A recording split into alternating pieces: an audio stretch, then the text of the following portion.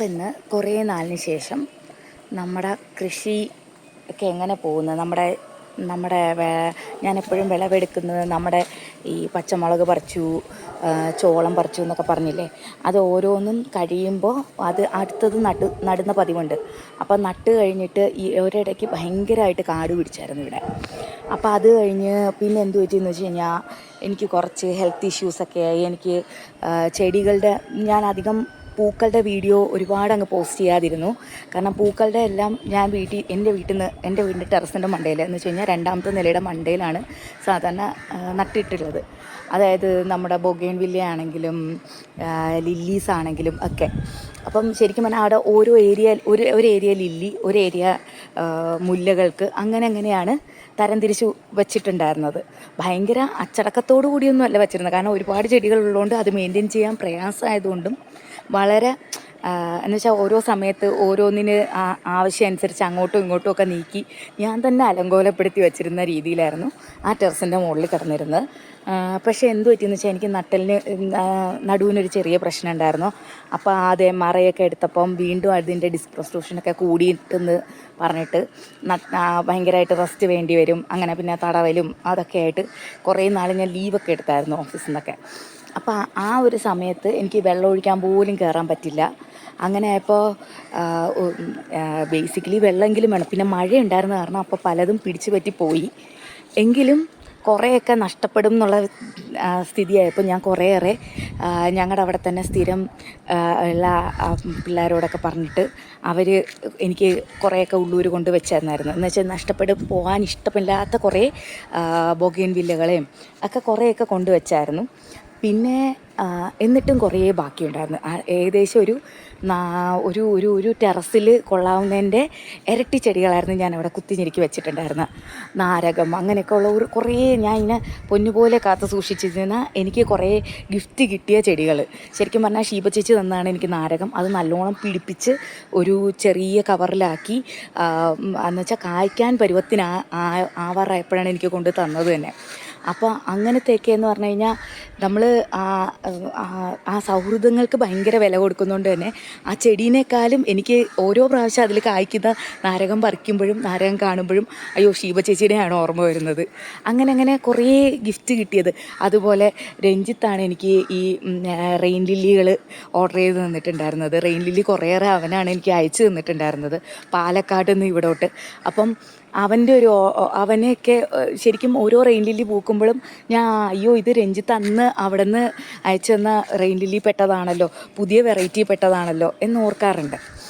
അപ്പം അങ്ങനെ കൂട്ടി വെച്ചിരുന്ന പല റെയിൻ ലില്ലീസും ഒക്കെ എനിക്ക് ഒട്ടും നഷ്ടപ്പെട്ടു പോണത് ഇഷ്ടമല്ല. അങ്ങനെ ഞാൻ അത് മുഴുവൻ ഷിഫ്റ്റ് ചെയ്ത് ഉള്ളൂർ കൊണ്ടുവന്നു. ഉള്ളൂരെന്ന് പറഞ്ഞാൽ അപ്പുറത്തെ പറമ്പിൽ കുറേ ദിവസത്തെ പണിയാണ്.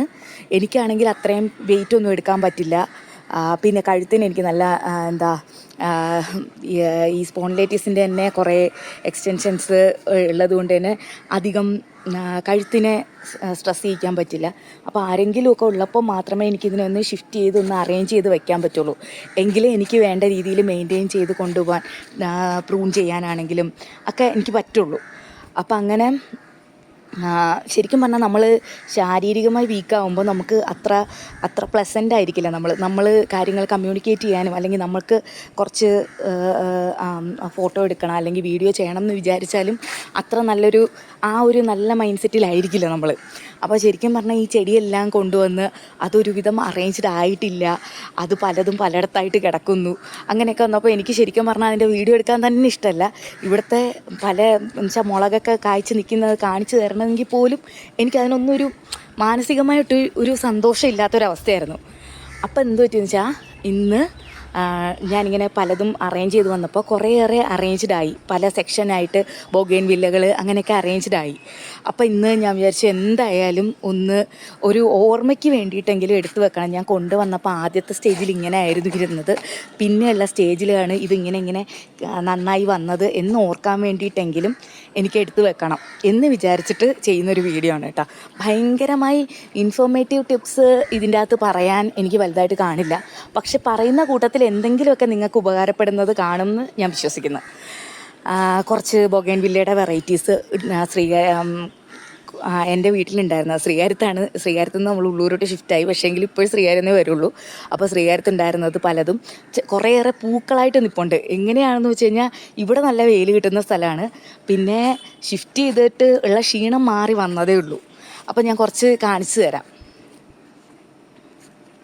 ുള്ള ബൊഗൈൻവില്ലകളാണ് ഇത്. ശരിക്കും പറഞ്ഞാൽ മഴയൊക്കെ കാരണം ഫുള്ള് പൂവൊക്കെ കഴിഞ്ഞു നിൽക്കുമായിരുന്നു. എന്നാലും ഇപ്പോൾ അടുത്ത സ്റ്റെപ്പ് പൂക്കൾ വന്നു തുടങ്ങി.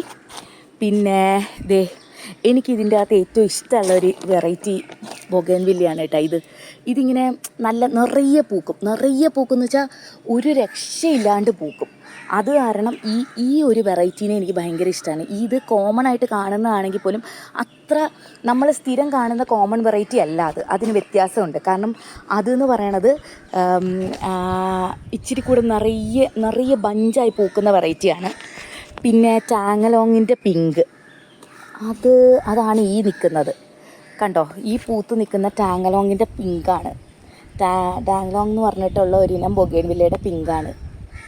എനിക്ക് അറിയില്ല എത്രത്തോളം ക്ലിയർ ആയിട്ട് കിട്ടുന്നുണ്ടെന്ന്.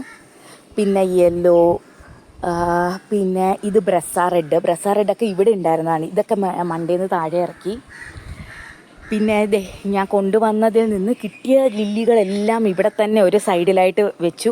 ഇതിൻ്റെ നടുക്കിരിക്കുന്നത് നല്ല മറ്റേ റെഡ് ചില്ലിയല്ല, മറ്റേ അയ്യോ അതിൻ്റെ പേര് ഞാൻ മറന്നുപോയി.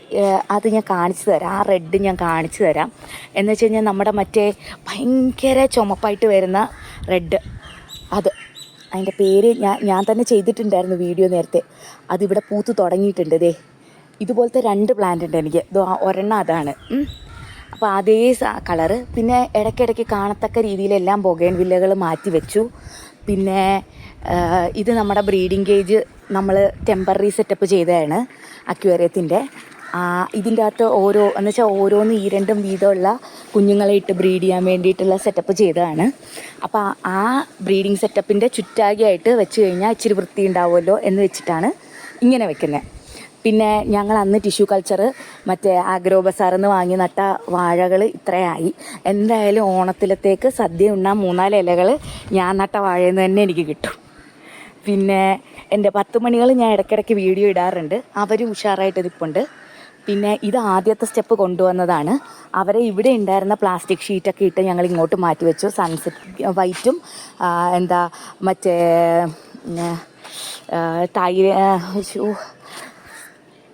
ഹവായിയൻ വൈറ്റുമാണ് ഇതിൻ്റെ അകത്ത് എനിക്ക് നഷ്ടപ്പെടാതെ ഞാൻ സൂക്ഷിച്ചു കൊണ്ടുവന്നത്. കാരണം എനിക്ക് ഹവായിയൻ വൈറ്റ് എന്ന് പറഞ്ഞാൽ ഭയങ്കര ഇഷ്ടമുള്ളൊരു പ്ലാന്റാണ്. ഇത് നല്ല ഹെൽത്തി ഹവായിയൻ വൈറ്റാണ്.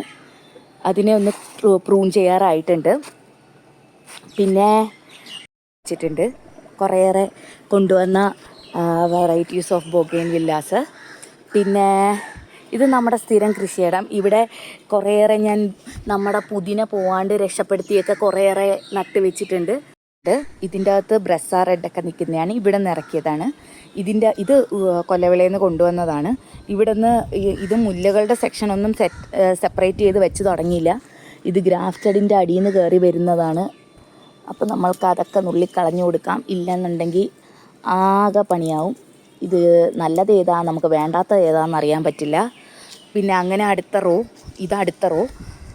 പിന്നെ ഇത് ഞാൻ പറഞ്ഞില്ലേ എനിക്കിഷ്ടമുള്ളൊരു വെറൈറ്റിയാണ്. ഇതിൻ്റെ കൂട്ടത്തിൽ ചില്ലി റെഡൊക്കെ ഉണ്ട്. അപ്പോൾ തീൻ്റെ നമ്മളത് കഴിഞ്ഞിട്ട് റീഅറേഞ്ച് ചെയ്ത് വെച്ചതാണ്. ഇതിൻ്റെ അകത്ത് സുവർണ, ബ്രസ്സ അങ്ങനെ കുറേ ഇനങ്ങളുണ്ട്. നല്ല കുറേ ഇനങ്ങളുണ്ട്. പിന്നെ യെല്ലോടെയൊക്കെ ബൾക്കായിട്ട് പൂക്കുന്നതുണ്ട്. ബട്ടർഫ്ലൈയുടെ കുറേ വെറൈറ്റി ഉണ്ട്. ചെല്ലി റെഡുണ്ട്. പിന്നെ റെഡിൻ്റെ തന്നെ പല മറ്റേ ഞാൻ പറഞ്ഞിട്ടില്ലേ നേരത്തെ പറഞ്ഞ ഒരു റെഡ്, അതിൻ്റെ അങ്ങനത്തെ കുറേ സ്ട്രീംസ് ഉണ്ട്. അത്യാവശ്യം നല്ല പുതിയ വെറൈറ്റീസ് എല്ലാം ഉണ്ട്. പിന്നെ അവിടെ നിന്ന് കൊണ്ടുവന്നതെല്ലാം പല സെറ്റായിട്ട് വച്ചേക്കുന്നതുകൊണ്ട് തന്നെ എല്ലാം ആയിട്ടില്ല. എല്ലാം അറേഞ്ച് ആവുന്നേ ഉള്ളൂ. ഒരു 4 സ്റ്റെപ്പ് ഓഫ് സെറ്റായിട്ട് വെക്കാൻ ഉണ്ടാവും. പിന്നെ റെഡ് സെപ്റ്റംബർ അങ്ങനെയൊക്കെയുള്ളത് ഇവിടെ ഒരു സൈഡിലായിട്ട് ഒതുക്കി വെച്ചിട്ടുണ്ട്. പക്ഷേ ഇതിനെല്ലാം മാറ്റണം. ഇതെൻ്റെ നാരകം, എൻ്റെ അല്ല, ശരിക്കും പറഞ്ഞാൽ ഷീബച്ചേച്ചിൻ്റെ നാരകം. ഷീബച്ചേച്ചി കൊണ്ടുവന്ന് തന്നത്.